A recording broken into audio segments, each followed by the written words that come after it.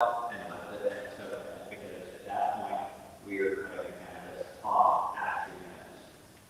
If a candidate is mentioned by name, they will receive the opportunity to have a 30-second rebuttal, but only if they're mentioned by name. Then we will close. We will have 1 minute rebuttals, or excuse me, not 1 minute rebuttals, 1 minute closing statements at the end. Following the debate, the questions we have, we're anticipating being about an hour and 45 minutes, but there could be some latitude there depending on the public. So without any further ado, I'll go ahead and turn over time to Senator Heidi Balderree for her opening statement. Thank you. I am looking forward to reading my reports since I got elected. This has been such an adventure the last couple months, being your senator, and I just want to thank those of you who elected me and thank everyone today who is here that as we can. It's a rare opportunity when we have a special election that if there's higher remorse, it's a chance to do a do-over. I hope that's not the case. But I think it is actually a benefit to the delegates. So thank you to you for being here and taking your jobs seriously. I want to thank my husband for that. For those of you that don't know what's going on, it's Balderree out of nowhere. Just for the kind of stuff we went on about. You know, this job requires a lot of handling. And one of the unexpected surprises that happened when I was coming up to the Capitol was that my husband volunteers to drive to the Capitol each day, which was amazing because as you know, you can run a mayor, or you drive, you can prove bills, you can answer emails, you can make phone calls. And so these areas want to make publicly for being such a good support. And also thank each of you who sent me emails, texts, who came to my pizza and politics at the Capitol night, and you can start on the floor and making ideas for 2 bills to run. So I am you. I'm here today because of you. I'm just going to go through your representative, and I'd love to continue to do so for the next 4 years. Thank you so much for coming tonight.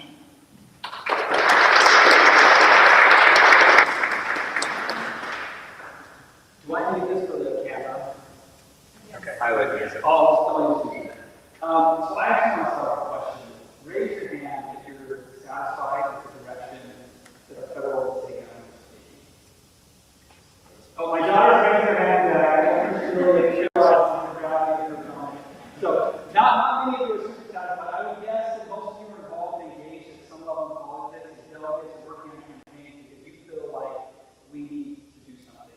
You're either afraid of what the future can hold, you're afraid of the direction that we're going, or you're worried about where our country is headed.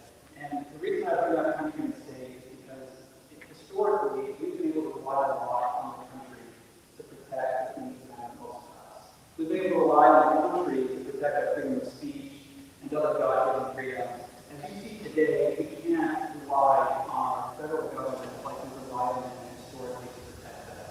And our state needs to step up to ensure that our rights are maintained and that our rights are protected. Regardless of what happens in D.C., we need a state that's safe, healthy, vibrant, and a state from all the derogatory media content out there in the world. We need a place where our freedoms can be exercised, where our religion is unhindered, where you and I have the right to have good, open conversation in public debate, where we can critique our political leaders without fear of repercussion. And I am here because I want to ensure that we cover that for a long time to come. There was a time where I got a little discouraged and I felt like I couldn't be done to enjoy the time that I have with my family, but I realized that there's a lot of things going on we can stand up and take action. But to do it, it's going to take more than just me. So a vote for me is a promise and commitment to join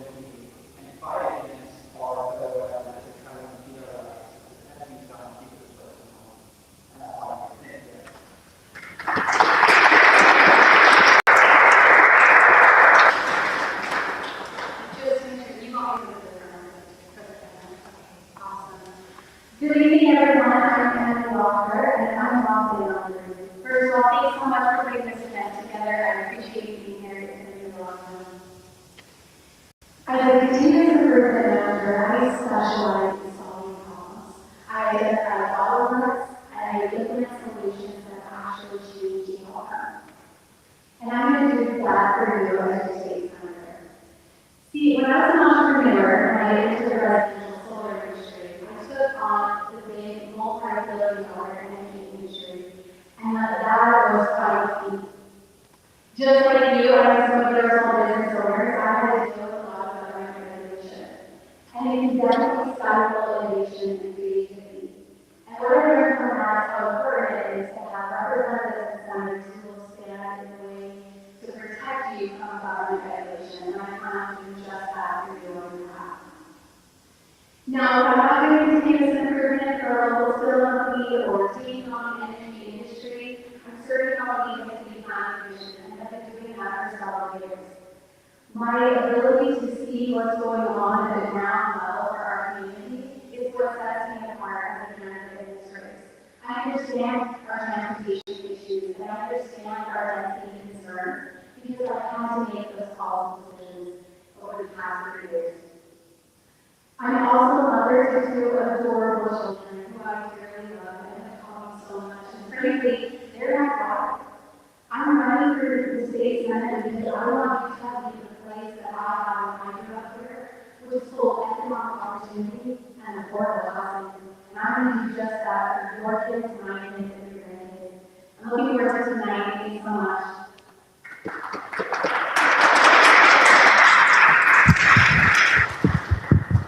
Really quick notes, guys. Unless people run out of time with the red card, we're holding all applause until the end. Just a reminder. Okay. And one other thing, Senator Jake Andre, will you please stand? We're going to recognize Jake, who Heidi's the one that took Jake's seat after the special election. Okay, let's get going with the first question. That's going to go to Mr. Cammans. There's probably no more pressing issue in our area of the state than traffic congestion, especially for residents of Lehigh, Saratoga Springs, and Eagle Mountain. Demand is significantly outstripping capacity on each of our east-west corridors. First question, what are your top transportation priorities to ease congestion? That's a great question. This is obviously one of these more goals. My wife and I live just south of Cammans Crossing for about 10 years, 8 years. And our little Whitey Wood Street became a thoroughfare by Cammans Crossing because people would walk to it off of the road that wasn't moving and then take it to Wood Street. I thought kids the drag racing on Wood Street when kids were playing, it was very dangerous, and that was a big motivation for us to do it. So one of our priorities is seeing the project for Cammans Crossing break through and finish and go across the finish line. There's been a lot of discussion, a lot of planning, a lot of voting to need something actually done. I think when it comes to transportation, one of the biggest misses that our government has is that we often look at the biggest projects we can put our name on. I don't do a lot of small, inexpensive, quick projects that kind of get sold. I'm your constant idea. I've been a proponent of doing sidewalks and initially increase traffic by 30%, capacity by 30%. It's very expensive, it doesn't require anything, it's fast. There's a lot of roads in our area that single that if you like internally or commercially would have a huge impact on flow, like around the corridor here or freeway. So I think what we do is government not just for the big projects, but for the small, impactful, meaningful things to be done quickly, efficiently, and effectively to ease the flow of traffic. Just to repeat the question, Ms. Lockhart, what are your top transportation priorities to ease congestion? Yeah, great question. So, like I said, serving on planning commission, I am very familiar with the transportation needs of this area. 2100 North, I actually live right off of that in Balderree, so it's just almost as far west as you can go over every road. And that road is a major issue because we have a beautiful children's hospital that just came in, and we currently only have frontage roads. And so at 5 o'clock, there's just no way that first responders can get through to that hospital. It's truly a public safety concern. So I would like to address 2100 North opportunities to do both. So when we think about road infrastructure, it's important to address the large roads, but additionally we need to look at medium and small roads. And our cities need state level support to get those surface level streets ready for the additional capacity that is coming our way. And so in conclusion, I support 250 North Primary Crossing and the small surface street improvement. Thank you. So we all love growing up until we get in our car. And then we have to question that. As I look around the room, I see several, the first two rows, former and current city council members in the room. And so first of all, thank you for your service. And second of all, I want to talk about what we did in the legislature this session. And the bill that I'm super excited about is coming into law. It's Representative Campus Pollution Bill, House Bill 430. And what it does is it's public transit innovation grants. And so, a lot of these cities do them paying local zero option taxes, and we're doing nothing for something. And that needs to change. And so what this bill does is it says, you know what, we're going to reduce the amount of money UCA receives from our local option sales tax, and we're going to reallocate that to grants for things that we can actually do instead of getting nothing for something. And so, and actually, I had a conversation with KMMU, president of the cities and towns, and city council members, Lockhart, and we talked about what it would look like and how the option could be removed, going from Eagle Mountain Reserve to the Spring Green Line, and to get it to those other transit options. So, again, this really puts the control back to local control, which I 100% support. And these guys kind of cover the things that you guys all prioritize. They have a metrics that are related by growth. 75% of the factors in the metrics deal with growth in the last two factors beyond growth. That's the way it should be. It should be determined by horse trading or best lobbyists. And it should let the people decide. She mentioned us. It's got to be your name mentioned. Okay. All right. Question number 2. We're still in transportation. What role, if any, do you see for public transportation in our area of the county? We'll start with Ms. Lockhart. So public transportation is a fantastic option, and I'd love to see planning on the west side. Right now, we are currently putting in light rail that's going to go by Virginia, and that's really exciting. We're going to have 2 stations there, but that is not quite far west enough in my opinion. So I support public transportation efforts out west, because what's going to happen is we get more and more population growth out there, and we need more options, and public transportation is a fantastic option. So I'm a huge supporter of the public transportation on the west side. Senator Balderree. Do you want me to repeat the question, or are you good? Do you want me to repeat the question? Sure. What role, if any, do you see for public transportation in our area of the county? It's the number one universal concern. When I talk about it, when I talk to people all over the district, it's the number one concern. And so it's no surprise that we should have a huge role. It's not a fact. The saying that the squeaky wheel gets the grease. Well, because I've been so concerned and involved with companies, the UCA, NAD, WFRC, they actually asked me to be on, most of them are not aware, there's 2 council members to be on the transit crush love study group, that we just hired on their own meeting. And so we're going to look at these transit options. And so besides that, I currently, one of my community assignments is sitting on the transportation committee. And aside from that, I recently received the Transportation Champion Award from the East Chamber of Commerce. So if you're wondering if transportation is at the forefront of my mind, you better believe it. I've got your back. Mr. Cammans, do you want me to repeat it? No. Okay. You can repeat it all you want. I still think our public transportation does. And I don't think it's really useful option right now. So when I was coming to BYU, my wife was working with Heidi, and she was dropping off one of the big 2.5 hours to get through all of our house and we took it 25 minutes. Our public transportation fails to meet the mark, and fails to achieve a system that actually works for enough people to make it useful. I think the public transportation can be a great and effective way of offloading traffic from the roads, but I don't want to see our state government informing drops of money into bus tracks that are underused, buses that are not really on, and trains that are taking them out. So I would actually like to see a private option for public transportation that's private college, private industry, private smarts, and not pass it down to the bus routes and other guys. One more transportation question, and this one is top of mind and a top conversation in our area, a little bit more specific. UDOT's current plans call for widening Pioneer Crossing, necessitating the removal of several dozen homes. Do you agree with that proposal, or would you prefer another alternative? Please explain. Senator Balderree, you're first.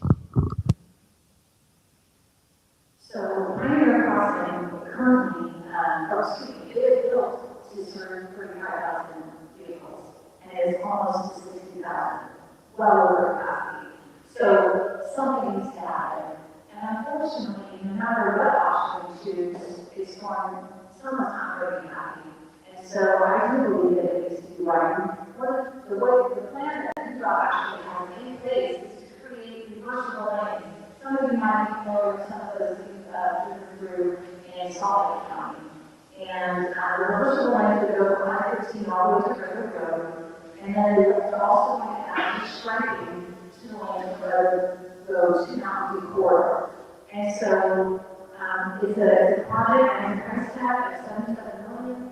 We're looking at starting that in 2026, and unless someone comes up with a better plan, I would love to see it, but no matter what option we choose, there are going to be homes for so many people who are dissatisfied with any option, but staying the same is definitely not an option.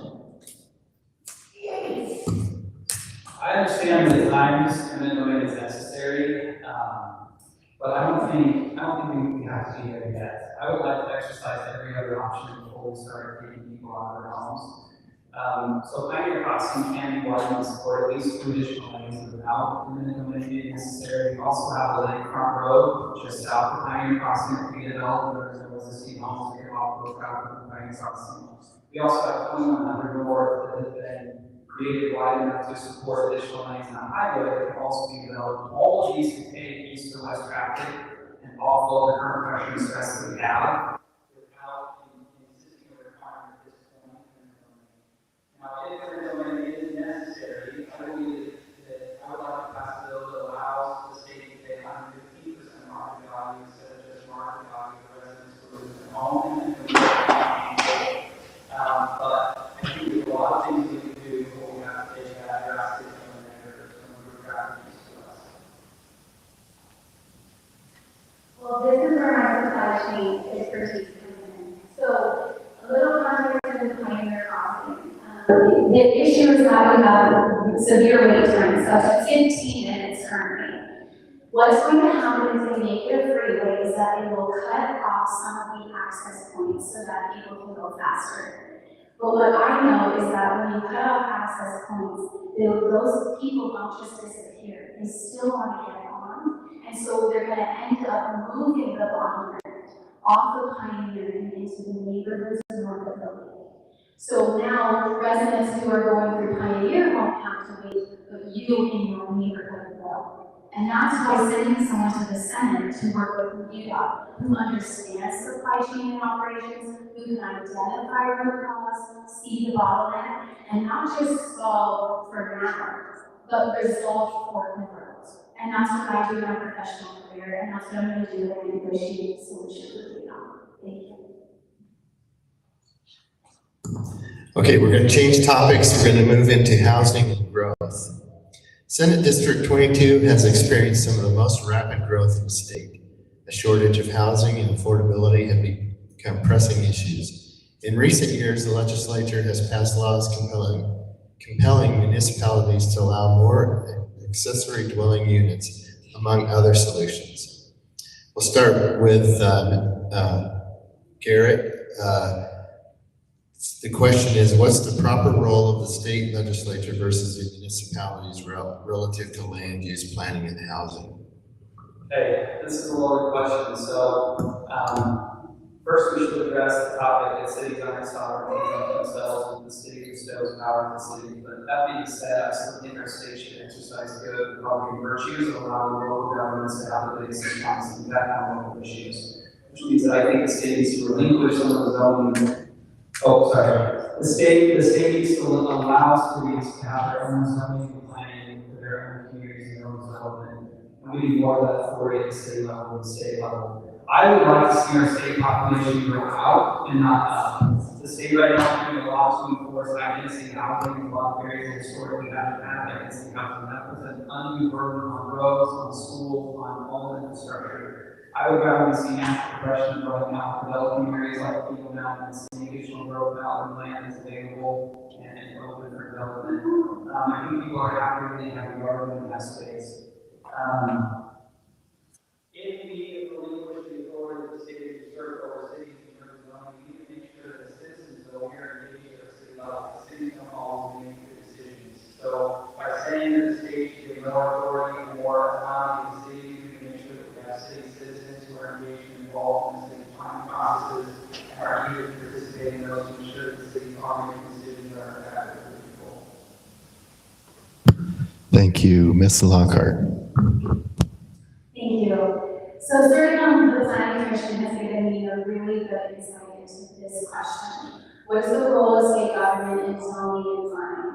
And the Supreme Court has actually given us about 100 years of precedence on that it belongs to the city. And then cities are designed to be responsive to their communities. You bought property in your community. You get to design your community through your city councils and planning commissions. And that's what I believe in. I believe that local control is the answer here. Now, when we do our general plans, and I think Eagle Mountain's currently doing it, we just did it, that is when we show up to those meetings and participate and say, we'd love to see Heidi here, we love having her lots here, this is where we want our next tech center. It's designed that way so that you get to own land, the community that you love, and that you're a part of. And so I strongly support local control when it comes to city zoning and planning. Senator Balderree. Thank you. So I actually brought this up last election cycle, and that was that over the years, probably the last 8 years, what I see is encroachment on the cities from the state level. And I'm not even on city council, but I was the chair of the planning commission for 3 years, a 3-year appointment. And as the chair, one of the things that gave me the most pleasure was to restore and uphold private property rights for individual owners. And even though the cities are technically political subdivisions of the state, I think that is used as a bludgeon too often to allow the state to be heavy-handed when it comes to cities. Yes, we have a role. I don't think that it needs to be as big as it has been. And so I just see some of those things taken back. When they're telling cities that their garages can only be yay wide and streets so big. It's just like the federal government, all the BLM land in here, right? An absentee landlord doesn't do nearly as well as those who live in the cities. And so I'd like to see the state do less, right? And that's the right answer. And honestly, to repeal some of the things that have been done in the last few years. Sticking with housing, what is the proper role of the legislature to address housing affordability? Ms. Lockhart here first. Yeah, so again, I think that we need to stay out of the market on a state level, and that these planning and zoning decisions happen at the local level. When we as government start picking winners and losers, the market will naturally react. So when we pass $20,000 first timer homeowner incentives, the market reacts by raising home prices $20,000. That's not a surprise. The state government needs to stay out of the market so that it's the consumer that is driving the price and not developers and government. So I would like to see less government intrusion into the housing market.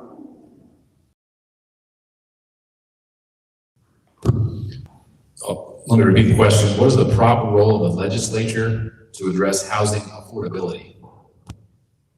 So home creates a free market now, and I believe that market-driven solutions are superior to government solutions. Often, in the name of doing good, the government does poorly, and I can say that now as a legislator. And you see that at all levels of government, not just the state, but they're all guilty.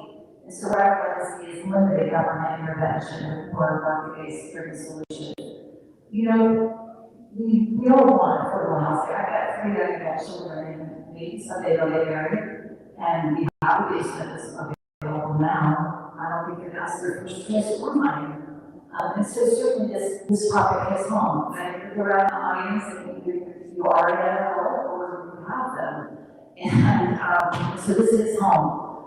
We would prefer most expensive state after Hawaii and California. That's not this for report card that we want to brag about, which average home prices $560,000. Yes, we're desperate for something, but I don't believe the government interfering is always the best answer. The state has to build 35,000 homes within the next 5 years. When I say the state, I mean the governor.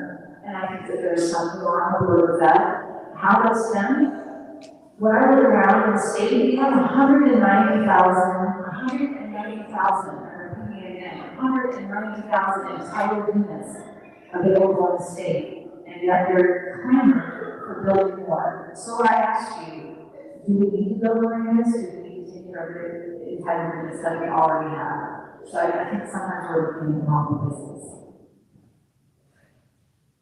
So I do promote free market, but I also think there's 3 distinct things we can do as a state to help with our housing crisis, and we need to find some solutions. The first is to improve infrastructure so that new communities are more accessible. Eagle Mountain should be more accessible and easier to get to, so it helps the community grow. The other thing that we can do is we can put limits on the number of homes, single-family homes, that out-of-state companies can own within our state. We can lose a number of houses to cash buyers out of state or corporate conglomerates that's going to be buy out our market at regular prices. So I want to protect single-family home owners in the state and put laws in place that limit the number of single-family homes that out-of-state corporations can have and make sure those enforced. The third thing we can do is slowly repeal so many of the tax breaks that we're giving to California tech companies to come here and turn our housing market into a California housing market.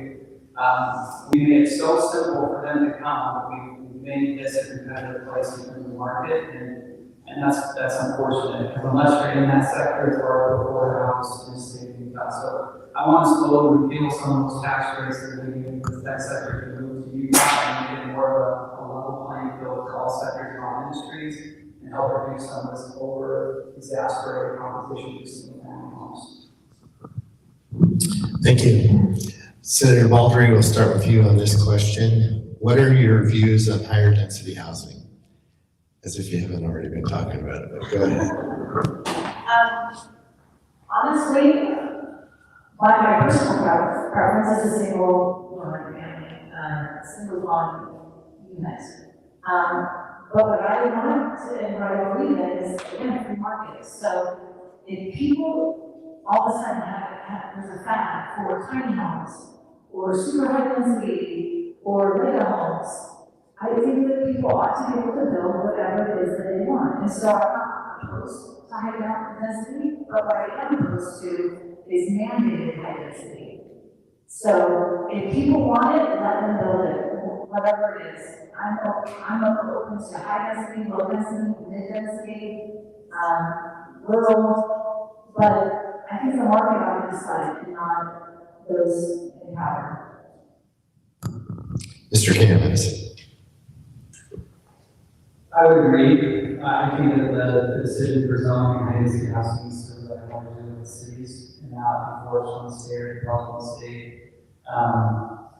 I didn't see how it is challenging for you, but I already mentioned that places disproportionate stress on infrastructure in the vicinity. So it needs to be planned for delicately and prepared for delicately, and the state law is not really wrong in those decisions. Cities can do that for themselves. Ms. Lockhart. Thank you. So I believe that one of the solutions to our housing crisis is an increase in product types. And when I say that, that is people concerned about high-density housing and everything. I get it because I live in Balderree farms right across from the exchange, and I'm dealing with 2,100 every day. Here's the thing, if we can get people into those situations, and we can frankly encourage our cities to negotiate ownership in some of those high-density areas, that is going to help get our young families into wealth faster. They'll start with something small in the high-density area, they'll move to a townhome, and then they'll move to a starter home or a half-acre lot if they so desire. And so for me, I think the solution relies in more product types, and we should be strategically placing that high-density housing around transit. And that is done at a city level, and again, I support local control of this issue, and believe the cities and the planning commissions can do a great job of that with the public input.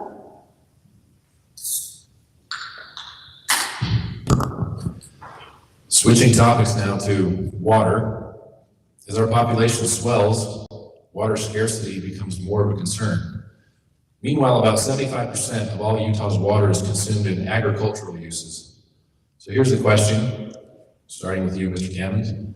What do you think about water conservation policy statewide versus in our urban area?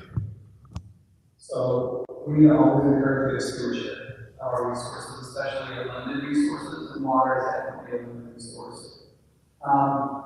Water is going to be a limited resource for Eagle Mountain as they grow. If you want to look at a lot of property, there's a lot of property in Eagle Mountain, 5 acre parcels with nothing green on them because there's not enough water to grow. And so water is definitely an issue. It starts with encouraging stewardship, it starts with responsible consumption and promoting responsible consumption. At the state level, there are 2 things that we can do. There are invasive and non-invasive ways of developing with water, and I always look at starting with the non-invasive ways. And so thinking about reservoirs to be deeper, so the water is held below the surface and is less likely to evaporate, creates a more efficient water system when we lose less water. The Great Salt Lake uses a ton of water to evaporation right now. It's important for industry, but it's too shallow, it's too broad, and it loses too much water to evaporation. Utah Lake is to be said. We have a number of reservoirs and networks in our state that deeply would help. We can also strategically close or encapsulate water that's in motion. So rivers and canals are really inefficient at transporting water to evaporation and ground loss. Encapsulating and closing those makes the process a lot more efficient. I think that's my own cell phone ringing, interrupting. That's a karma right there. But there's a lot we need to do to conserve. But we do need to support agriculture, and we cannot take away agricultural rights, especially long-term agricultural rights. It's an important part of our industry. It's an important part of our food process. Even if we're growing alfalfa, it's supplementing the rest of our vegetation and animal growth development, so that needs to be protected. But stewardship, conscientious plans that reduce the amount of loss of evaporation and undesirable ground loss are all the ways to start. Just to repeat the question, how do you think about water conservation policy statewide versus in our urban area?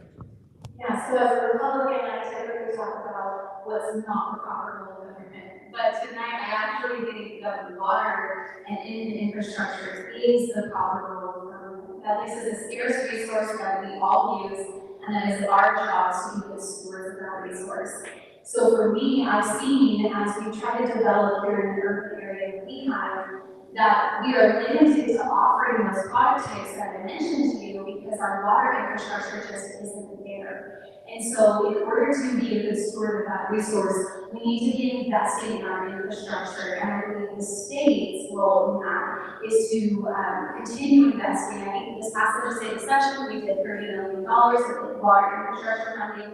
I support that, and I support continuing that investment so that we can trust the water that we tranquilly to move in all the time.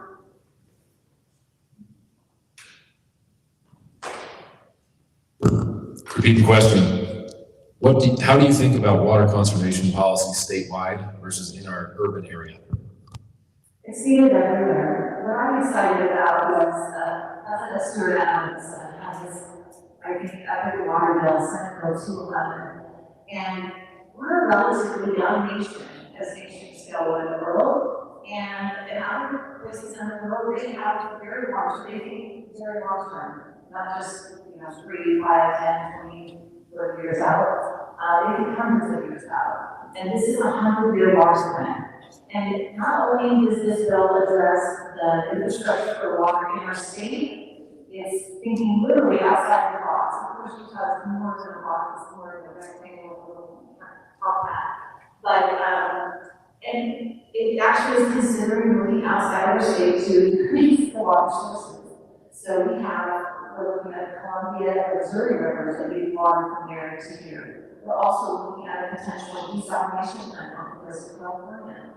And, if what always enough isn't working, we need to do something different. So I applaud this effort to really think differently and think big. Okay, question number 2 in water conservation. What's the proper role of the state legislature to address water management and conservation and management? Ms. Lockhart.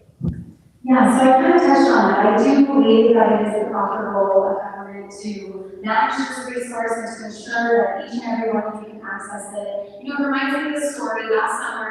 My kids went to play out in the yard, and I'm sure many of you got the notice from Lehigh City that our secondary water had been pulled out of it.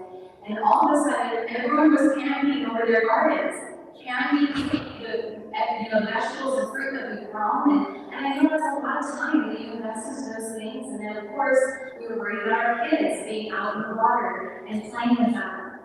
It is absolutely critical that we support our cities and local governments and their infrastructure so that doesn't happen.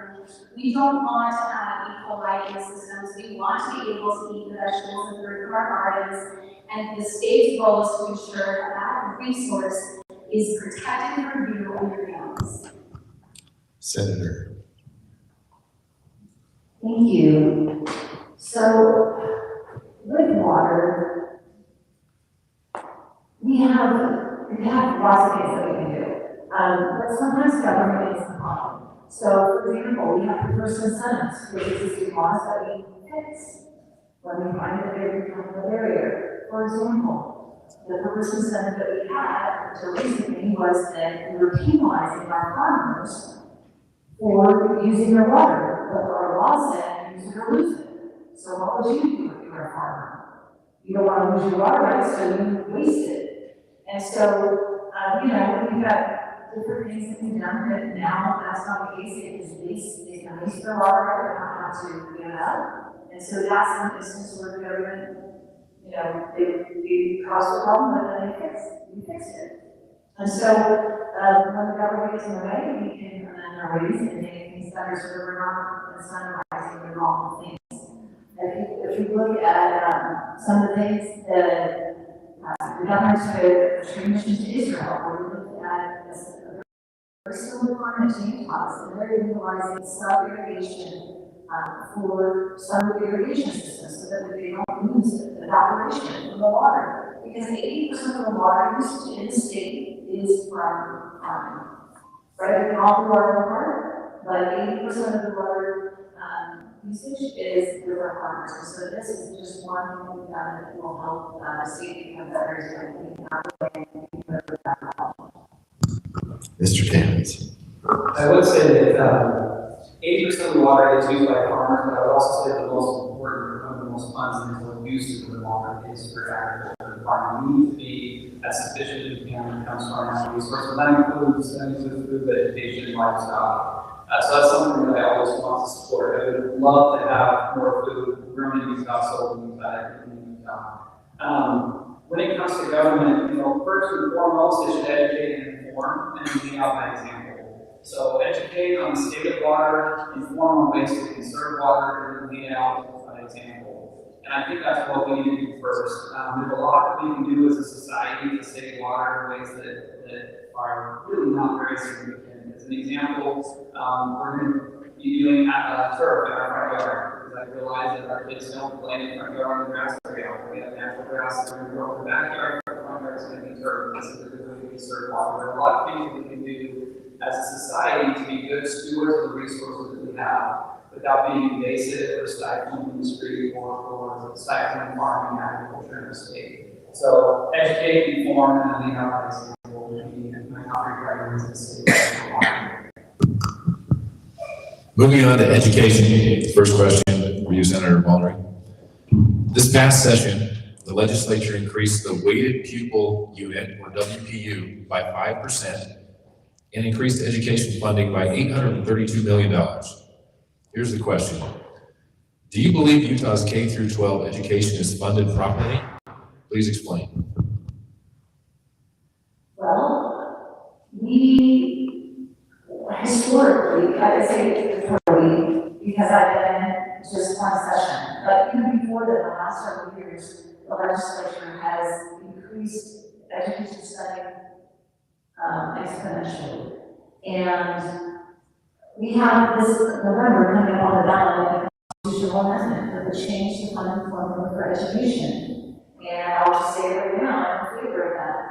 We are the only state in the nation that does not have that flexibility in our ability to move around our funds. And what we've proven to the education world, and the parents and teachers, is that we support education. And it doesn't look the way that some people think. All we have to do is look at the data. Over $1 billion in higher ed and K through 12 this year. And so are we funding correctly? Yes. Can we give ourselves more flexibility just like the other states in the nation? Absolutely. So our state already has flexibility, and we can supplement the revenue that goes directly to education already. What we can't do is take from it. So I am opposed to the initiative that was mentioned because the only reason that we're pushing for that amendment is so that we can remove money that's currently concentrated in education and use it to support other government entities and bureaucracies within the state. And I call for more efficiency in our other bureaucracies before taking money from education to use to support our other bureaucratic endeavors.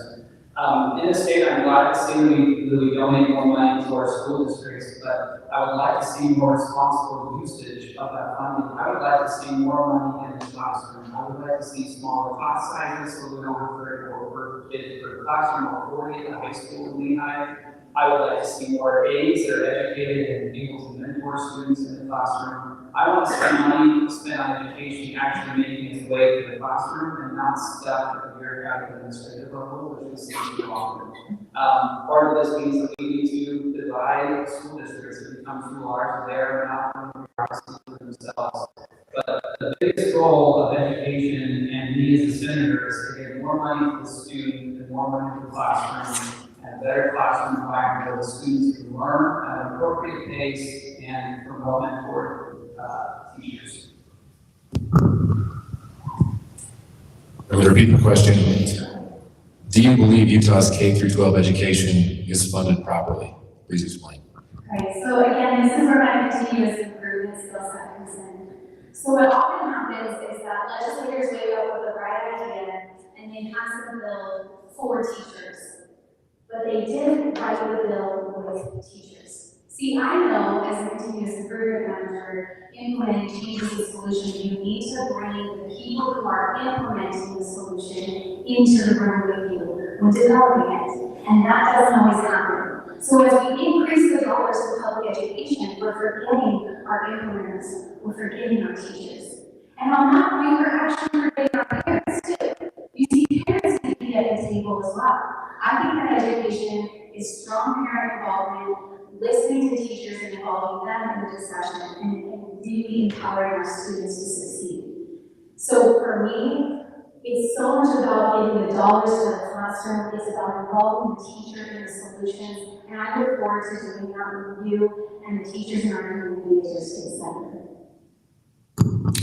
Thank you. Okay, the next education question is, what accommodations, if any, do you see as appropriate in schools or public facilities for those who have transitioned or are in the process of transitioning? Mr. Cammans. First and foremost, I believe strongly that every student has a right to feel safe in school. Their school should be safe from harassment and ridicule. However, I do not believe that every student has the right to dictate which team they play on or which bathroom or facility they use. It is a student's right to identify how they want to identify. If they want to identify as Christian or Republican or as transgender, that is their right to do so. It is not their right to impose restrictions on the rest of society around them and to make other students uncomfortable in a dangerous place because of their identity. So I was a big advocate of the bill that was passed this session that protected locker rooms so women in locker rooms from transgender students who are also pretending to use the same locker room. I don't think that anybody with female anatomy should ever be forced to undress themselves next to somebody with male anatomy. I was, however, very disappointed that there was a loophole that was brought into that bill that allowed a transgender student to use a bathroom based off identity, not a locker room, but a bathroom if the school didn't have a single stall for them to use. So we basically created a law and inserted a loophole that would fail to protect the vast majority of students who are in these schools, particularly at older schools. Our state needs to do a little bit more to protect the dignity of womanhood and to protect female students in their bathrooms and their locker rooms. Again, all students can be safe. Students can have a safe environment. That means having more teachers in locker rooms. That means having designated stalls that we help support and fund at the state level. We need to do those, but we cannot put at risk our female students because of the identity of our students. Ms. Lockhart. Yeah, so I absolutely support student safety, but one of the things I really liked about the bill that got passed is that it required parent involvement. So if we have a child who is transitioning or going through that process, that there is a parent plan. See, again, I think that parents should be involved in public education for all categories and types of education, but especially student safety. And so I respect the efforts made by the legislature to make everyone feel safe. I also believe that those students should have access to a single stall bathroom where they can feel safe as well. This is a very challenging topic. We are talking about children. And I believe that there needs to be compassion and understanding for these students while also recognizing the safety of everyone in our public facilities. Senator. So the bill that was passed will require any new buildings to construct single stalls. And it also is looking at the feasibility of retrofitting existing buildings and public schools and public facilities. So while the bill didn't go as far as it hoped, I am grateful for the progress that was made. As a former diaper, I was on the diaper team at high school where it was necessary to undress to do sport. I would be very comfortable with someone who was even just being there. They didn't expose themselves or do this, which is one of the terms used in the bill. They just looked at me and they felt comfortable. And so, you know, I didn't think it went far enough in my opinion, but I am grateful for where we were able to get. And in small strides, we don't always get the touchdown. But, you know, we moved the ball down there and I'm proud of that. And I'm grateful that we're a state that can kind of read out and show us how to do it. Ms. Lockhart, this question is for you first. Where would you draw the line on how America's history should be taught in the classroom, including which flags and symbols can adorn a classroom? Yeah, so I'm going to err on the side of the Constitution every time, and I believe that it is important to tell the truth about our history. Sometimes it's not beautiful, sometimes it's not great, sometimes it's not all rainbows and roses, but we need to tell the truth to our students so that we don't repeat the past. And to do that, we have to talk about it. And in order to talk about it, we have to show flags, and we have to be able to explain what those symbols mean. And so to shy away from truth is never the answer. But to be responsible in teaching our students the truth, that is the answer, and that's our obligation. Senator Balderree, just to repeat the question, where would you draw the line on how America's history should be taught, and which flags and symbols can adorn a classroom? So, I actually have very strong feelings about teaching history. And as my person down on Garrett mentioned, you shouldn't be whitewashing history. I actually worked with Americans for Frustrated. One of the things that we did was to educate our youth. Because, you know, education is a lot different when I went to school than it is today. And the things that are being taught are a lot different than they were today. And there's an adulterated version. And so, in addition to that, I believe in teaching adults, because maybe some of these adults have somehow missed the gap of the truth. And I think the truth should supersede desire for everyone to teach partial truth or untruth. And I think the other part of the question you said was, what type of evidence should be able to have in class? I would like to have neutrality in class. I would like our children to learn reading, writing, and arithmetic. All crazy.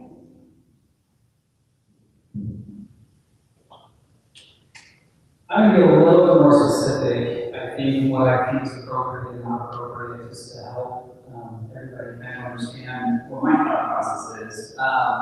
You know, for one, I think that critical race theory or divisive content doesn't have a place in K-12 education. There's no reason to divide and conquer. We need to be unified and unite. I'd like to ask if anybody in the audience knows the first two countries that fought to end global slave trade. Does anybody know? England and the United States. Okay, we were the first two countries in 1811, 1813, and so said this is wrong, we're going to get into it. That's a part of history that is too often forgotten. There are too many parts of history that are too often forgotten in place of rhetoric that's more accommodating to the mainstream social pressure today. I think that overly sexualized content has no place in classrooms. If a teacher attempted to talk to a student about sexuality when I was in high school, that teacher would lose their job and lose their teaching license. For some reason today, that is become appropriate and commonplace. And I don't think that sexuality, particularly the sexuality of the student, should ever be a conversation for a school setting. When it comes to classrooms, for a long time, we've been asked to remove religious monikers from classrooms. You don't see crosses in public school classrooms. I think that that should extend to other social movements that are, in essence, a religion, and that would include pride flags. I don't think that they have a place necessarily in the classroom or the wall. We need to let students know that they're valued, that they're appreciated. The students can dress in a way that they want, and they can show off their representation in a way that they want, but we don't have to necessarily endorse all of the movements in a public classroom setting. So keeping divisive material out of the classroom, I think, is really important. Keeping inappropriate and sexualized content out of the classroom also important. Thank you. Okay, we're going to change topics and go into economic development. When it comes to economic development, cities have provided tax and other incentives to lure large companies and big investments into their cities. For example, Lehigh has incentivized Micron and Adobe. Eagle Mountain has incentivized Tyson Foods and Facebook. Senator Balderree, under what circumstances do you believe it's appropriate for the government to provide incentives for private investment? Not very often. So, you know, actually had this conversation with a friend today. The property that Meta currently sits on, I think the taxable value is $6. That sound right? $6 before they were there. So the city was literally not benefiting from it. And so in that instance, I don't know the numbers now. I'm sure there are several Eagle Mountain City Council members and former City Council members in here could tell me what kind of tax revenue it generates now for the state. It has to be very judicious. I believe in the free market. I'm against anti-capital communism. And we get evidence of that as I was one of the very few legislators who voted against both of the stadium bills. I applaud the ideas and vision of people who want to bring economic development to the state, but not on the backs of the taxpayers, especially when they're coming from billionaires. And we set a precedent, then people continue to come with their hands held out. And so we have to be very judicious and make those economic decisions. Thank you, Mr. Cammans. I think we all remember what happened to 2 weeks to slow the curve. I think we've done the same thing with corporate tax breaks. We had this message that we were going to encourage the economic development of the state by momentarily granting large tax incentives to big corporations to come into Utah. But for some reason, those momentary or short-term tax breaks never relinquished. Those standards have remained in place, and it's unfortunate, especially when we brought companies in that don't necessarily respect or support our culture and our community. Some of you may remember that Adobe instituted a hiring freeze a few years ago because they were getting too many white male applicants in Utah. Go figure. So they came in with our tax breaks and our tax incentives, things that we paid for, and then said that they were going to freeze hiring because they weren't getting enough diversity in the hiring pool in Utah. So it's unfortunate to see that our tax dollars went to a place that then didn't respect or understand the demographic of the place that they were located. I'm all for slowly repealing those tax breaks and making those companies pay their fair share. If any of you have looked at your property tax statements over the last few years, my property tax has gone up 30% in the last 3 years. For individuals on fixed income in our community, that's almost unbearable. Meanwhile, these large corporations benefit, and those tax dollars they don't stay here. They go back to corporate headquarters in California and other places. So there are multiple types of tax incentives. The one that I believe we're talking about is when we entice these corporations into our cities. So what happens is that we take an area that would otherwise not have any economic development at all, and we incentivize them to come by deferring, saying, okay, you don't have to pay taxes for either 5, 10, 15 years, depending on how your council negotiates it out. See, we wouldn't have that tax base at all if we didn't compete. It's not just Utah that's competing for Meta, it's the whole world. And they're offering incentives. So if Utah stops doing it, we are going to lose out. And we have to compete in that market. Now, what we can do is we can ensure that we are negotiating the right type of incentive over the right period of time. But again, that is where you put your trust in your city councils to do that for you. Meta has brought a lot to the community. They're a partner that brings in scholarship programs for small business owners. Your councils can pick which ones they want where. I know there was a big battle for Costco between Lehigh and Saratoga Springs, right? It's a part of the business of building a city, and the west side is building, it's growing, it's where the momentum is, and we are going to have more businesses come. We want to be able to compete in a worldwide stage to get the right businesses to our area so that we can bring the jobs and economic development to support the growth we're going to have out west.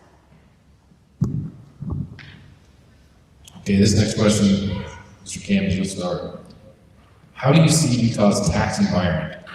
What specific taxes would you like to see reduced or eliminated? Please explain. Right now, it feels a little hostile, at least. For me, it does. I'd like to see more tax breaks and tax incentives for small businesses, local businesses, startup businesses, homegrown businesses, Utah businesses, rather than these large corporations. So where we offer large tax incentives to big corporations to come here, why are we not offering tax incentives for new businesses that are born and bred and raised in the state? Small businesses should get a break on income tax as well. I also would like to see the state put caps on the growth rate of property taxes and other taxes that impact individuals on fixed income, so that we see a leveling of the tax burden that is being placed on us and growing dramatically. So in addition to that, I think it's important that we take a look at how the tax revenue is spent. Right now, Utah's benefited from one of the best economies that we've ever seen, and we've had a surplus in our budget and our revenue, but I am not confident that Utah's in a good place once we start to see an economic downturn. We have a lot of bloat and a lot of dead weight in the government, and we need to make our state run a lot more efficiently. We're one of the largest employers in the state. The state is. We have tons of bureaucracy, tons of layers, tons of administration. And in terms of our tax dollars, and as the economy turns down, the only way to support our current governing process is to increase taxes. And that's something that none of us want. So if we want to protect our tax brackets and we want to ensure that taxes don't raise, we've got to figure out a way to get rid of the waste and the bloat at the state level. Yeah, so over the past 10 years, our state budget has more than doubled, but our population size hasn't, which means that government has just grown. And it's outpaced our population, so we've added more services, we're doing more. When it comes to taxes, I'm concerned that we're growing the size of government. As a conservative, I stand strong for limited government. I believe that the proper role of government is to meet the basic needs, and then private industry and nonprofit organizations and churches meet the rest. So when it comes to taxing, I'd like to ensure that more of your hard-earned money stays in your pocket so that you can make the choices of where it goes. And as long as government is meeting the basic needs, I believe that the market can do the rest.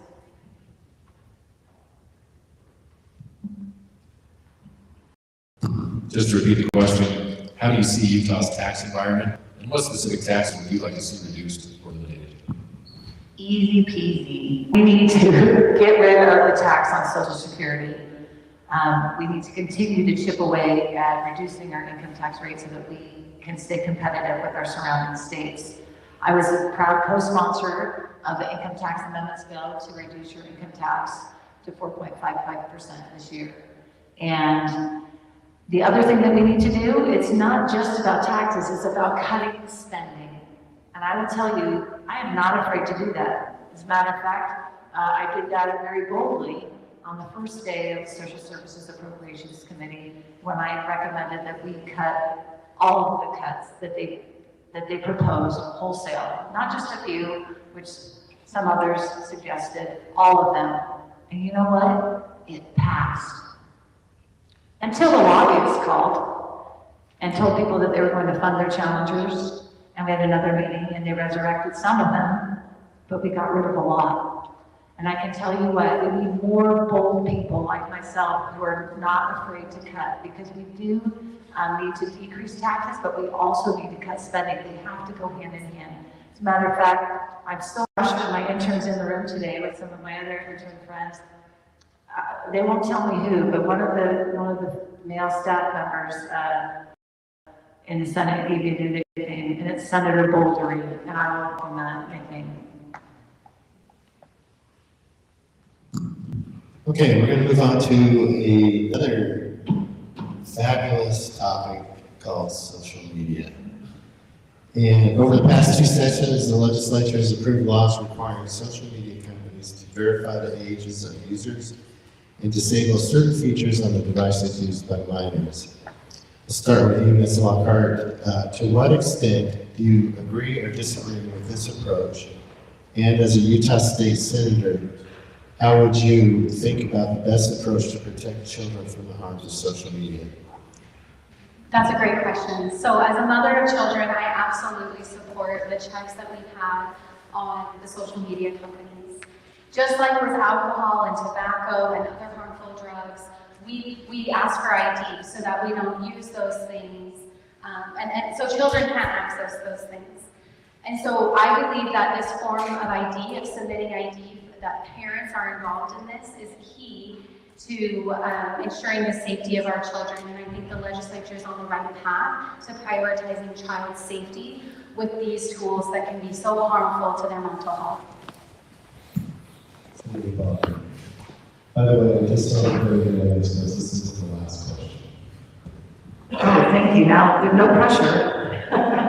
So, I want you all to know that I actually worked against the social media bills last session. This session, however, when I looked at the new iteration, I am comfortable with it. And the reason that I voted against it last session is because it was unconstitutional. And that's why we have legal challenges. However, with the new iteration, it no longer has the problems with the first and 14th Amendment. And so because of that, I believe it will stand judicial scrutiny. And so I'm a fan of the iteration. I'm grateful that we were able to do better because these are two bills that I get behind. And the other important thing that it does is a private right of action for children's parents. And then it also gives an affirmative defense for the companies. And those are also two important components that need to be part of the bills for you to be comfortable in doing it. Because we shouldn't just say yes to everything because it's kind of good. And when we do that, we can get to better legislation by sometimes saying no first and then crafting better legislation. And so I proudly support the new iterations of both of the social media bills this session. I think there's a lot we can do to go further to further protect children. So, as an example with social media, currently in the state of Utah, AI-generated child pornography is legal. I don't think it should be. They claim that it's a victimless crime. It's not. Was there a new bill passed? Okay, there was a bill passed. Congratulations. It was heard Stephanie bill. Thank you. Okay, I stand corrected. Historically, it was legal in the state of Utah, so I'm glad we're taking action there. But I want us to think a little bit about AI-generated images and how they work. So AI is programmed to search, find, recognize, and replicate. So if AI, child pornography exists, or it means that software can search, it can find, it can recognize, and instead of destroy, it replicates and then transmits. I want social media platforms to be held accountable for any transmission of child pornography on their platforms in the state of Utah. Their AI can find it can recognize it can identify it, and it can destroy it. I want it to be easier for families of victims of the propagation of child pornography on social media for it to be easier for them to sue and litigate against social media platforms that have transmitted those personal images and that personal content. So when it comes to AI, we need to do more to protect children, to preserve the integrity of them, and to put financial restrictions or penalties on social media companies when inappropriate content is propagated on their platforms. Thank you. All right, thank you, everybody. We're gonna. Yeah, she answered first. Okay. Thank you, everybody. I appreciate everybody coming out tonight. We didn't have any rebuttals. They were short to the point, so we're actually going to end a little bit early tonight. And I appreciate you guys all maintaining decorum during this debate. So we're going to go to closing arguments, and then we'll start off with Heidi, followed by Garrett, and then finishing up with Emily.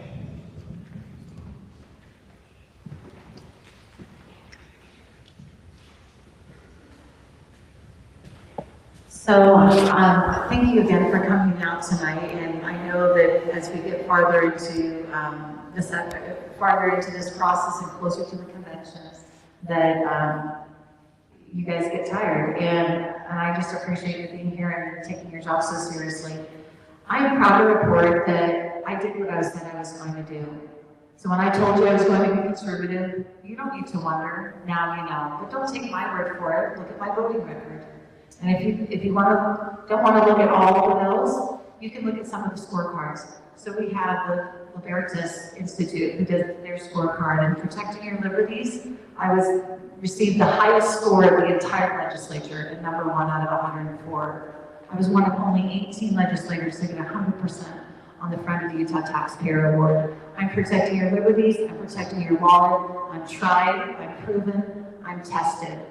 And I'm the only candidate in this race who is not getting signatures.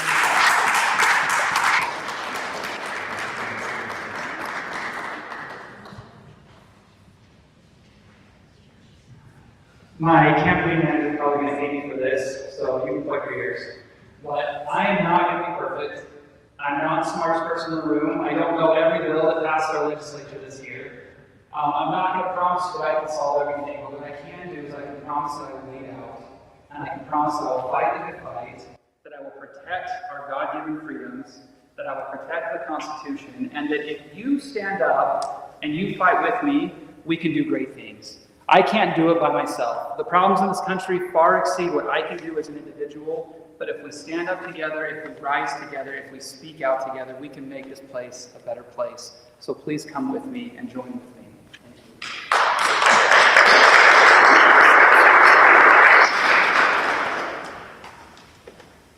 Thank you again for your time and for a great event. My skill set is exactly what we really need right now. Our biggest pressing issues are transportation, and that is exactly what I'm going to do. I can narrow in on the bottlenecks, and I can ensure that our solutions, when we spend hundreds of millions of dollars, that it's not moving any of the issues around, but it's actually solving them. See, right now what our district needs is a leader. They need someone who won't just stand and shout no. They need someone who will ask people to take a seat and solve the problem. And that's what I do. I meet with people even if they disagree with me, and I make sure that we solve the problem. We think about all of the issues and how they interact with each other and play on each other, and we ensure that the unintended consequences are not damaging to you, the taxpayer. When you lock in on Lockhart, you lock in on leadership, and you lock in on liberty. Thank you so much for your time tonight.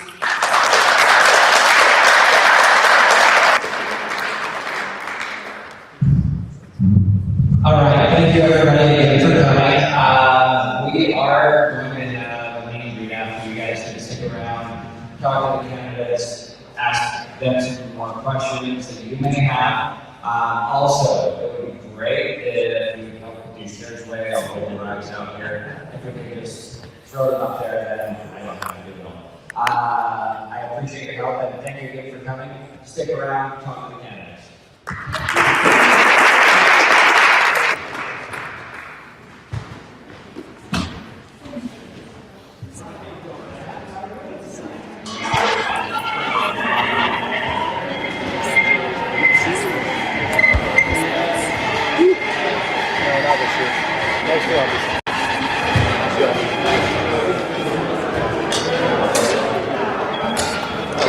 The taxes,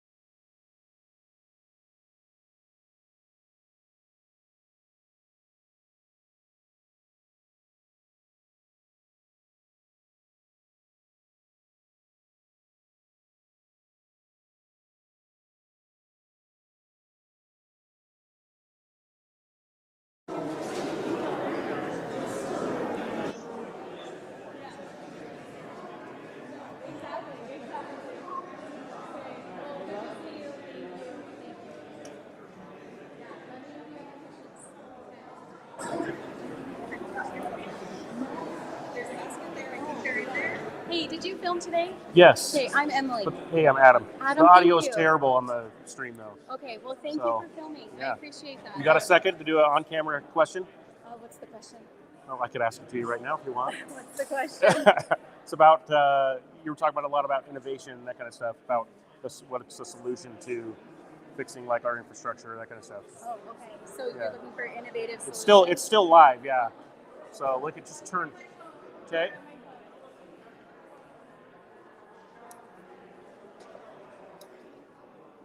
Let's see here. Okay, so you want me to have what do you want me to answer? So I'm curious if you think that, I know a lot of the things that we're talking about up here, as far as, especially with our infrastructure, like water, traffic, was innovation. What do you think about public-private partnerships? Do you think that those are a good thing? You know, do you think that corporations should get involved with our infrastructure? So I feel like you just asked me like 3 questions in one, but I will say that an innovative approach to our transportation and infrastructure needs is to look at the layers of everything that's going on and to address all of them simultaneously.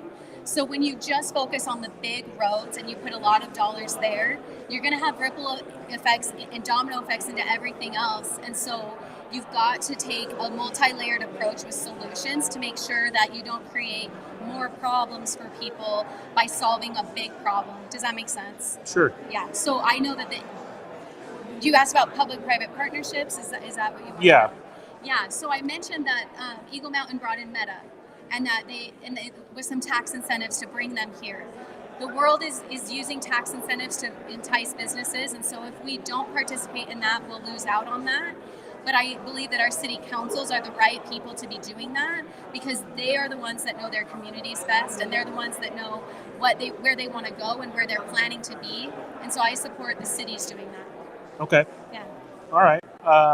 One of the things that Governor Phil Lyman has talked about was legislation that he would sign to overturn the flag that was changed. Oh, I know a lot of Dan people like McKay's it. flag bill. Yeah, a lot of people like it. A lot of people don't like it. Yeah. What are your thoughts on that? Would you support that kind of legislation, or would you object to it? So I signed the petition to allow that to go onto the ballot. I think that a state flag, let's let the people decide what they want their state flag to look like. But however, what disappointed me most was not necessarily the design change. It was that when eggs were $7, our legislature was talking about a flag. And I love Utah, and I'm proud to be from Utah, but my eggs were $7, and I was hoping the legislature was going to focus on that. So how would the legislature focus on reducing the cost of eggs?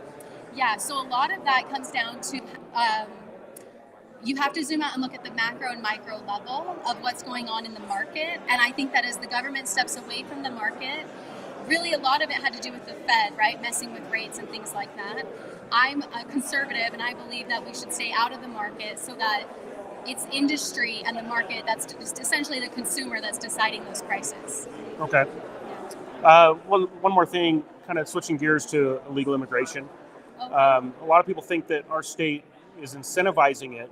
There's a lot of talk about a sanctuary state. We're not officially a sanctuary state, but a lot of people think we're incentivizing it with our programs like our driving privilege card that illegal immigrants are able to get.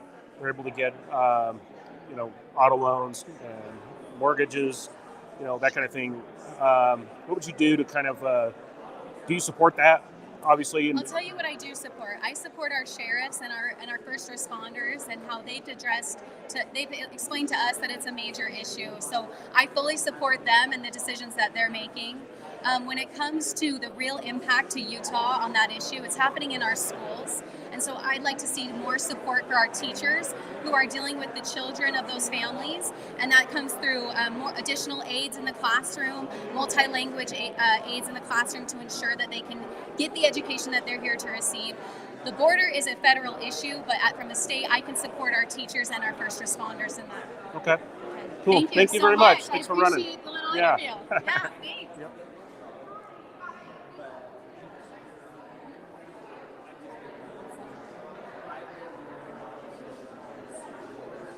See if we can get one of these other guys here.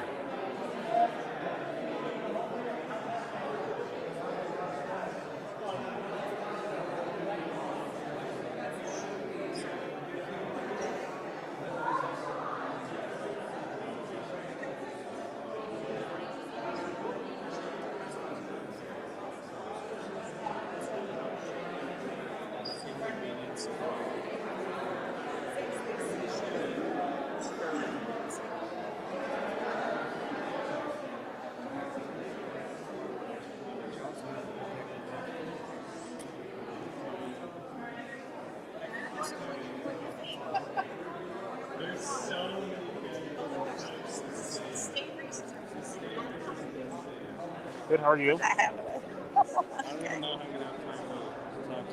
know what? You get together with your other friends, because sometimes they go to an event and you don't. This guy records everything. So you can thank him for stuff you can watch online.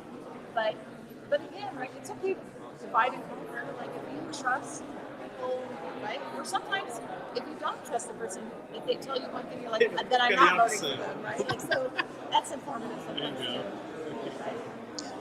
Yeah, so this is good. You guys are great. I think there's a lot of overlap. So that's good candidates.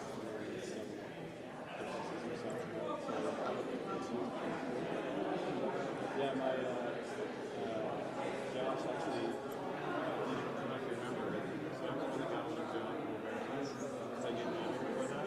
Like, dude, you guys work there. Talk to Connor. Like, this guy's awesome. I remember Josh coming to my door when he was trying to get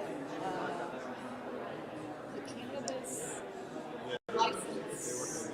And I was like, I was in California, I was the person on the jury for a guy who was convicted of driving under the influence with a medical ID card. But it's just like medication. If it says don't drive under the influence, you can drive, right?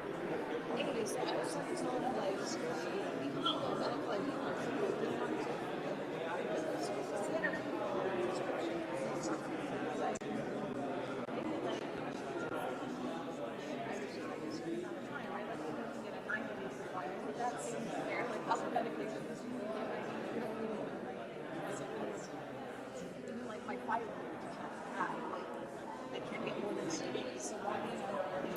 That was my 2 cents. And I don't know nothing ever happened with that bill, but I remember him coming in. You said you were vice president.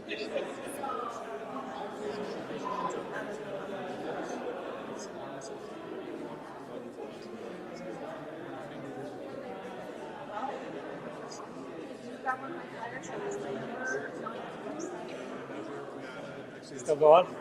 Yeah. Love Just waiting to ask some questions. So. it. I love it. Ask away. You can barge in on it.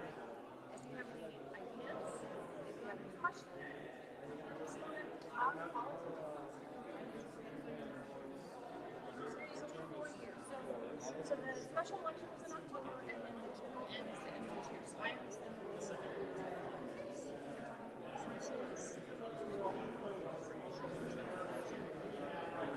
Somebody last I went to the car and I can study all the master's.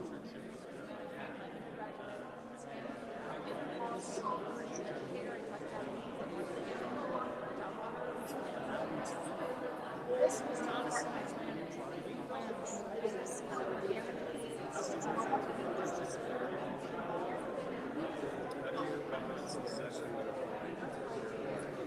So I worked for Americans for Prosperity, and because I won, I used the president to actually had to quit my job that I loved, and I resigned, and I got a job at Western Government University, which it is with me. So for example, when I onboarded for WGU, I was at a conference, I was at Alabama, and I onboarded for that. So I went to the conference for the day, and then I paid for it for night. But it does happen. My kids are mostly grown, so like again, all of them are over 33 years, and then my youngest is seniors. And I have a really supportive family.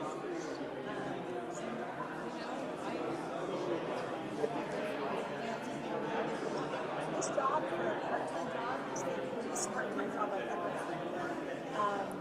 Right, like I'm involved with constituents, going to conferences, submitting items for inner study, and going to conferences. So how do you process So you're right, unfortunately.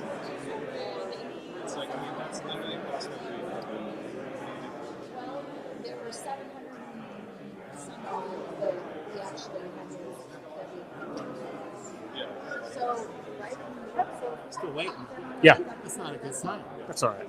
You're okay. You're Yeah, patient. I'm patient. I was just thinking we're supposed to be here till 9:30 anyway, but True. it'd be nice to get out of here. Yeah.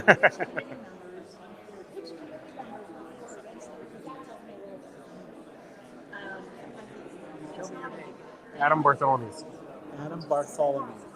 You're not related to, of course, that's a common name in your town. It is. I think of, we had a neighbor who passed away several years ago. His name was Leon Bartholomew. Where from? Well, we lived in Saratoga Springs. We were in Harvest Hills at the time. So I'm trying to think of where they were from. His daughter, Paula, her maiden name's Bartholomew, but she's a school teacher. You don't not look like them, but you don't look like them. Does that make sense? Yeah. Like, could be a cousin. There's always a good chance if I ask my dad, he'll know. He'll know. Yeah. Leon was a good guy. Good egg. All the Bartholomews that I'm related to come from like Springville, Spanish Fork. So I'm not sure exactly, but they're local. Yeah. They're Utah, I'm Yeah. sure. yeah, they're probably related. Probably somewhere down the line. Yep. Is that where you grew up? Payson. You live up here in Lehigh area? No, I live down in Payson now. You live in Payson? Yeah. Somebody asked me to come up here and record, so I love it. I show up. That's great. I guess I didn't go conveniently for a walk. I didn't miss any of those. If I did, it was because I was about. You were at something the other day and some lady was trying to Yeah. hide it. And I'm like, Why hide? I said she's a state senator. You're welcome to record. Yep. You don't need to ask her permission. If she doesn't like it, she's going to say something she doesn't want on record. Yep. Yep. Most of the candidates are fine with it, you So know. then she got right up there. And hmm I didn't care if you referred the other two kids. It didn't matter to me. Yeah. But don't. You know who didn't like it? Derek Brown. Derek doesn't, but attorneys are always suspicious. He had a little handler guy that was like wanted to know what I was going to ask, and you know, then after every question, he's like, "Great, sounds good." And he starts to walk away, and I'm like, "No, I got one more." Attorneys are notorious. Yeah. I don't know why either, because they're well versed, they're well schooled. Yep. But they're always afraid somebody's going to twist it. Yeah. It's just raw footage. It's on an iPad. hmm They can twist it if they wanted to. Yeah. Yep. People that know you know you. Exactly. I'm not her handler. I get in trouble when I talk. So actually, you know, Senator Mike has a bill called the House Act. One of the things that I wanted to bring up tonight is the House Act that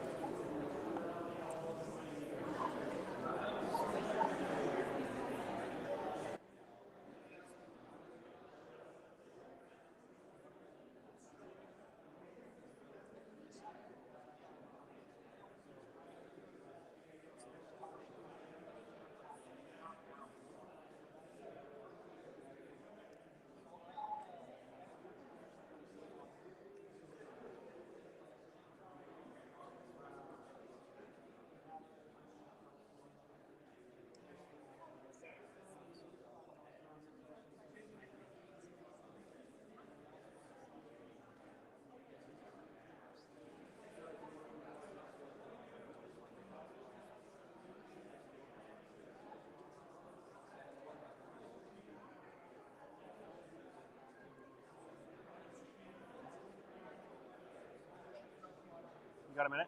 Yeah. You want to do an on-camera interview? Cool. Good seeing you. You too. Thanks for.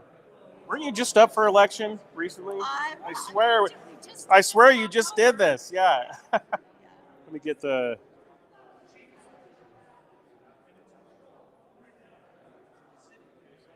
Okay. So you state delegate, county delegate, precinct chair. Precinct chair, but not in your precinct.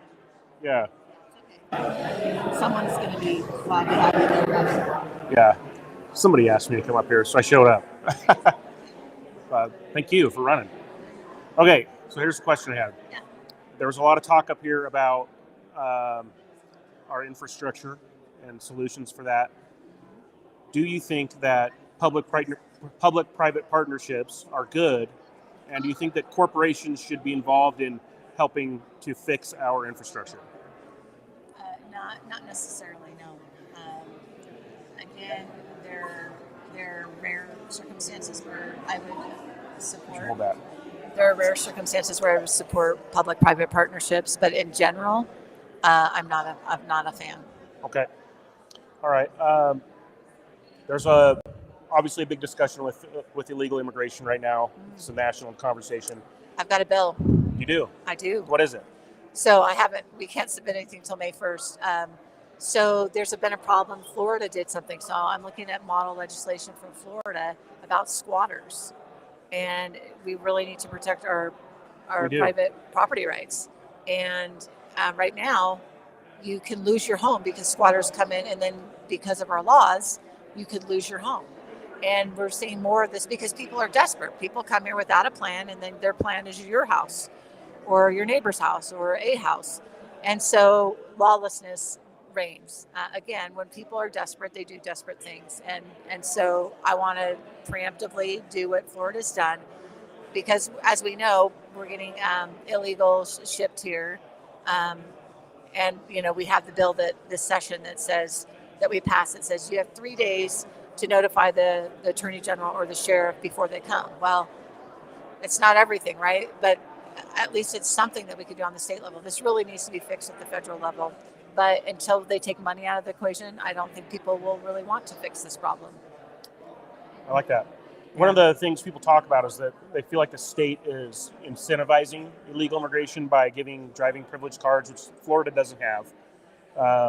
Illegal immigrants can get mortgages and auto loans, that kind of thing. So if you look at on these immigration websites, they recommend and they name Utah as a sanctuary state. Correct. Even though if we're not in name, it's obvious, right? So I'm not going to quibble over whether we are a quote unquote sanctuary state. I don't believe that we are quote unquote a sanctuary state, but if the policies that we have are akin to, then ineffectual, we are. So effectually we are. So there are things that we need to do to shore up, right? What we can do, the federal government needs to do more. But there are things that we could do too that would deter and make us a less attractive state in that regard. True. I know there's a lot of talk on the federal level about, if Trump gets into office, they want to do, people are talking about mass deportations. And so one of the questions that people that I talk to have is, what do we do with people that are here in Utah, here illegally? They have a driving privilege card, they have a mortgage, they have an auto loan, they're working on a job, they're not committing crimes. What do we do with those people, at the state level? Well, I mean, immigration is a multi-pronged issue, right? And one of the prongs is to have better legal pathways. So if you look back in the 1970s, I think early 1970s, don't quote me on the date, we had what was called the Bracero program. And what the Bracero program did is it allowed for legally for immigrants from Mexico to come work on the agricultural season and return legally. Once they created that legal pathway, 91% of the illegal immigration went down just by legalizing it for that particular purpose. So when we create more legal pathways, we can deter some of the illegal pathways. But that's only one part. The border security and immigration are two different issues. I actually went down to the border in April of last year before Title 42 expired. And we went down to McAllen, Texas, and there on the Texas-Mexico border, we met with Border Patrol agents, we went to Catholic Charities, we met with private property owners on the Rio Grande, and it's so much bigger than even what we're shown in the media. And right, they don't need a contiguous wall, they need it in certain spots. The biggest problem, our Border Patrol agents, they were hired to patrol the border, but 75% of their work, according to them, is humanitarian care. Now, that's commendable, but that's not what they were hired for. But because people are coming across, they've been raped, they're dehydrated, all kinds of, right, all difficult circumstances. And so they're not able to do the job that they were hired to do. Another problem is we have a bunch of Border Patrol agents who are set to retire, and we are already 3,000 agents short.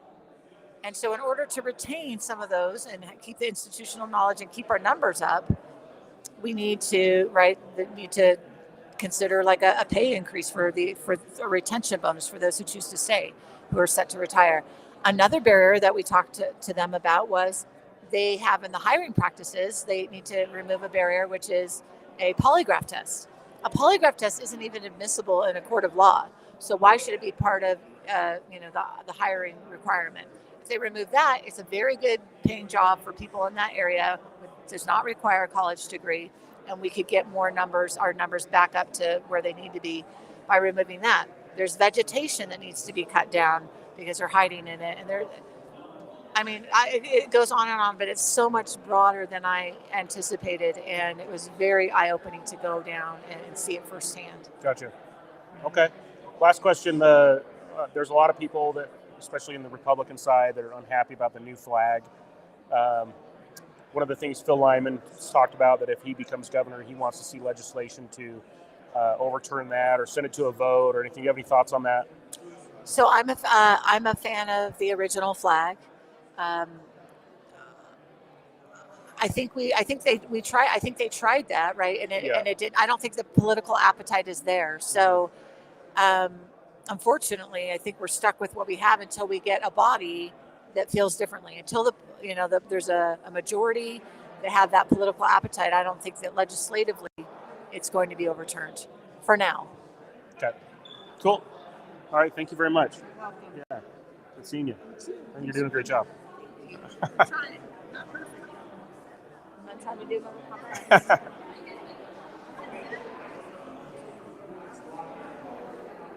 See if we can get Garrett.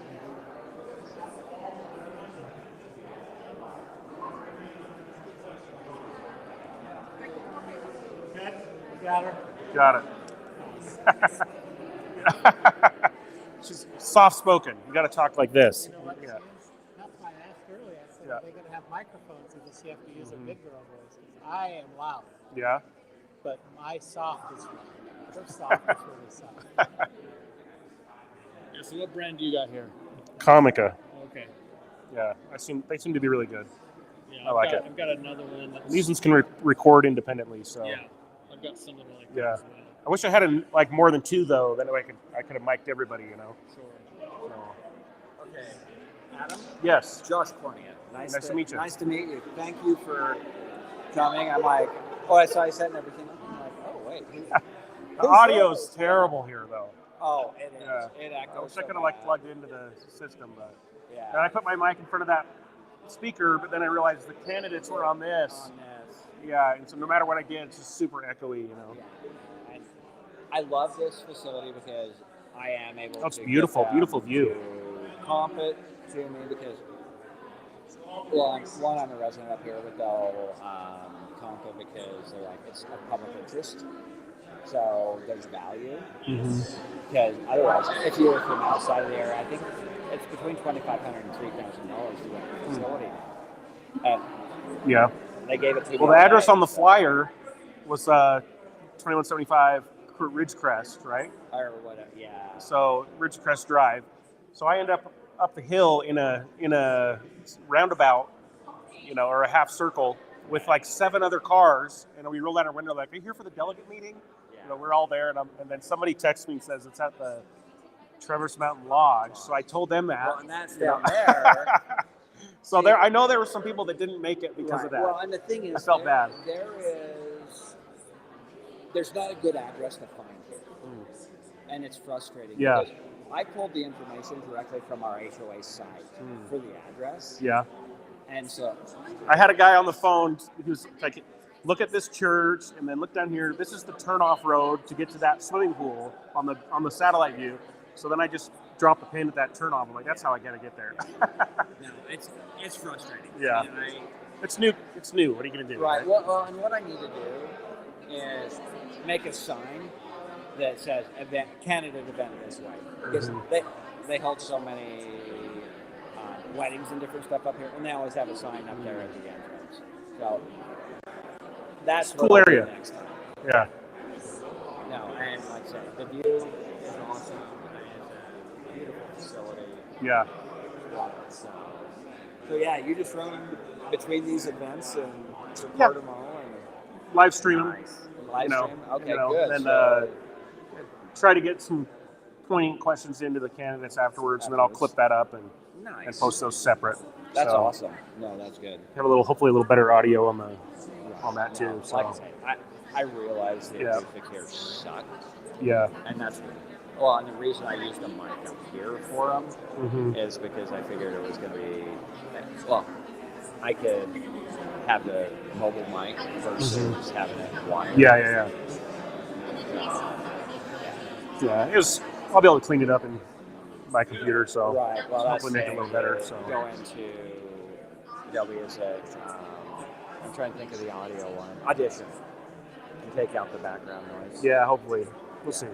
Sometimes it doesn't work out. But Right. Now, I've had to cut stuff out Yeah. of the background in Audition, and it sucks. Yeah. It's like, oh, there's the wave track. That's the problem. Yep. So, Yeah, I'll figure it out. So, what did you think overall as far as candidates? I mean, what are your thoughts overall? I like it. I think there's a lot of good answers here. So, Well, and this thing, I wanted substantial questions instead of here. Let's attack one. I wanted questions with substance. yeah, for sure. So, No, I think they hit all the areas, so it was really good. good. Well, thank you. Where's Garrett? There he is. He's the last one. He's busy. Hey, you got a second? Yeah. Cool. I got a recording going. Let's get you on film. I haven't signed up for that. Right here. Okay. Okay. Right. Okay.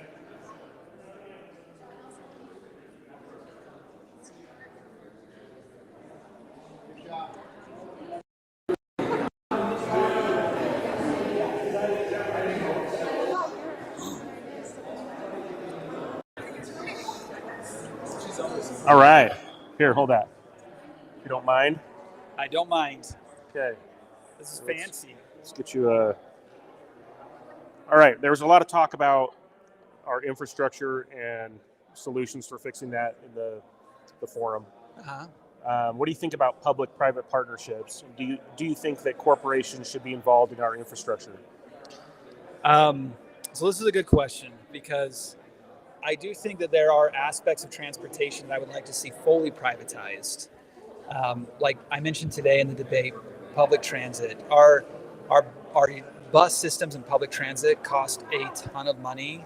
And in most places where they operate, there's very little reward, meaning there are very few people that are actually taking advantage of that. I drive by way too many empty buses on the freeway, and I know that our tax dollars are funding those. So there are times where I feel like private enterprise can be more prudent, and they can put their own money at risk, not public money.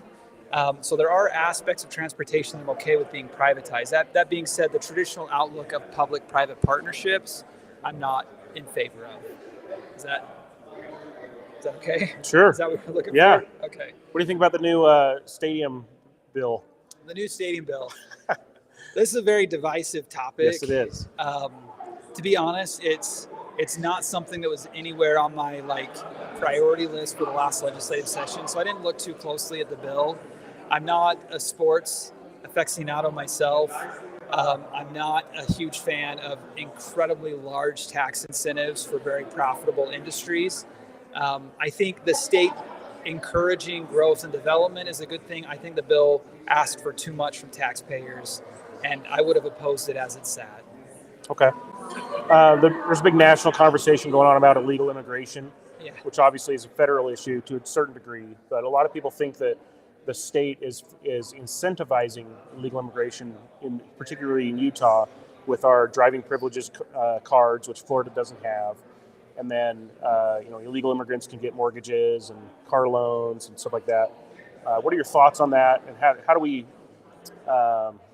fix the problem at a state level? Yeah, so we have a really large and glaring problem here. And that problem is that we were declared a sanctuary state. not very long ago. And a lot of that is because we're too afraid to step up to the federal government and say no. So as an example, in Utah, part of the reason we have that designation is we're largely a catch and release when it comes to criminals. I'm not just talking about illegal immigrants. I'm talking about illegal immigrants who have broken additional laws and have been arrested or apprehended because federal bureaucrats say that our prisons are good enough for citizens but not good enough for illegal immigrants. We're releasing known felons back onto our streets instead of standing up to federal bureaucracy and saying, if these prisons are good enough for citizens, they're good enough for illegal immigrants. And if you've broken our laws, you deserve to be in prison. And if the feds aren't happy with that, then the feds can do their job and send them home. So the state needs to be a lot more bold in how we handle this problem of illegal immigration, particularly when it comes to individuals who are coming here, and not just coming here illegally, but breaking additional laws while they're here, committing felonies, violent crimes while they're here, and then just being released onto our streets. Fair enough. What do you think? What do we do? There's a lot of talk about mass deportations, as a solution to the problem. In addition to securing the border, but what do we do with people who are working here? They're not breaking laws. They're paying for a mortgage and an auto loan, but they're here illegally. We do need to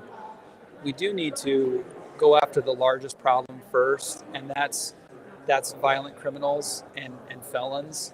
So we have a major issue with illegal immigration right now, and we need to start by locking up and not releasing until they're being deported individuals who have committed violent crimes, dangerous crimes, drug paraphernalia, weapon crimes, anything to do with improper usage or ownership of a weapon, violent felonies, anything like that. They need to be locked up until they're deported.